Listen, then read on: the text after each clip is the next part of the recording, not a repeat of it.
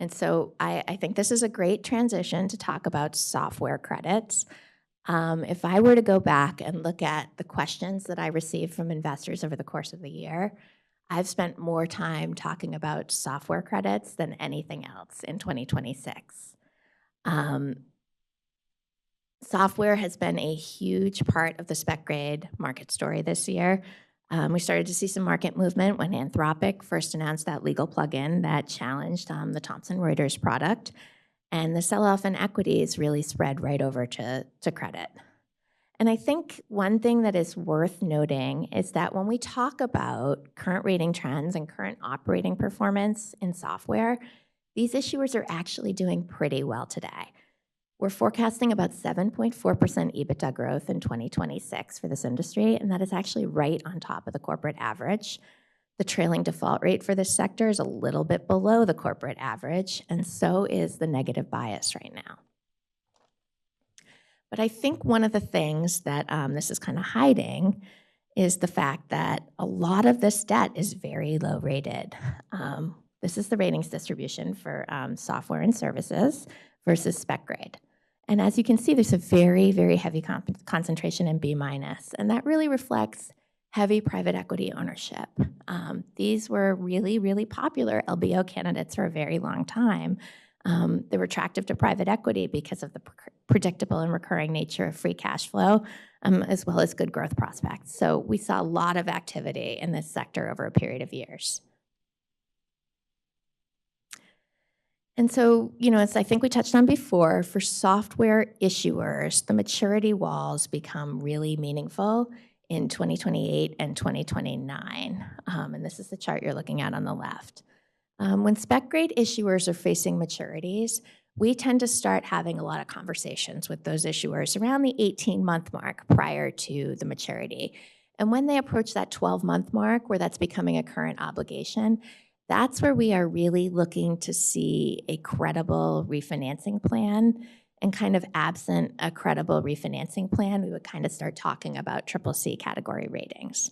I do think it's also worth noting, though, that we wouldn't necessarily wait until the 18-month mark or the 12-month mark to downgrade one of these issuers into the CCC category if we think that a clean refinancing is unlikely.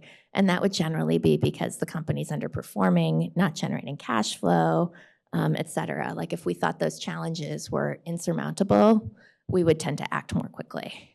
But one of the things that's really hard in a period of technological change is that none of these issuers are really facing material disruption from AI today. We're not seeing it in revenues, we're not seeing it in guidance, it's just not there yet. But it's very, very hard for these issuers to prove that they won't be disrupted in the future. And that, level of uncertainty is obviously not great for markets.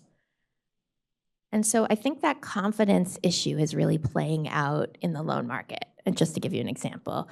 And so when you look at software loan prices, which is the darker line, and compare them to, kind of the market average on leveraged loans, you can see that they were trading pretty close together for most of 2025, and they've really deviated in 2026.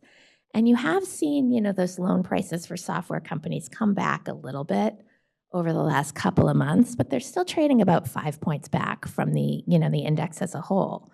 And when you kind of think back to what's in that software line, again, it's a lot of B- rated credits that were bought at very high multiples using a lot of leverage. And so a lot of these issuers probably cannot afford a large increase in financing costs in order to make a refinancing work. I don't have a chart on it, but it's worth noting that this isn't just a loan market phenomenon. About 18% of high yield technology credits, or software credits, both bonds and loans currently trade at distressed levels. And again, that compares to like 6.9% for the universe as a whole. So you can see this kind of theme across bonds as well.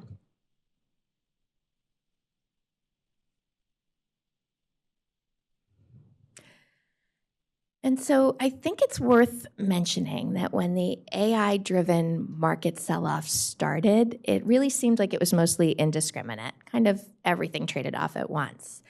And now I think we've all had a minute to kind of catch our breath and think. And our analysts have really started working through which subsectors they think might have greater or narrower competitive moats, especially as AI capabilities grow. And so our tech and business services analysts have put together a first pass attempt at identifying some more and less at-risk subsectors. And that's kind of what I'm showing you here. And so if you start at the bottom of this pyramid in the green, we think that some of the more regulated industries, like insurance services or payment processors, are somewhat insulated from AI risk. And then as we kind of move up that risk ladder to the next slice, we also see some insulation for cybersecurity and cloud services, as well as ERM providers. Then we see more risk in talent management software and real estate software, and still more risk in customer experience outsourcing providers. And again, this is all based on what we know today, and it's the type of analysis that will continue to refine and update as we get more information about what these AI capabilities are likely to look like in the future. And against that backdrop, we tend to get asked a lot what signals we're looking for that would tell us that an individual issuer is likely to be disrupted. And basically what we're looking for is signs that that competitive moat is eroding. And based on that, we're tracking the same leading indicators we've always tracked in this industry. So that would be things like customer renewal rates, whether or not they're able to keep price concessions. Are the contracts becoming shorter? Are new wins declining? All of those things.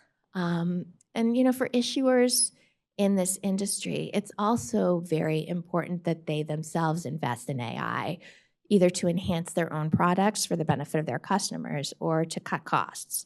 So we're watching their ability to invest and also whether or not those investments are successful over time.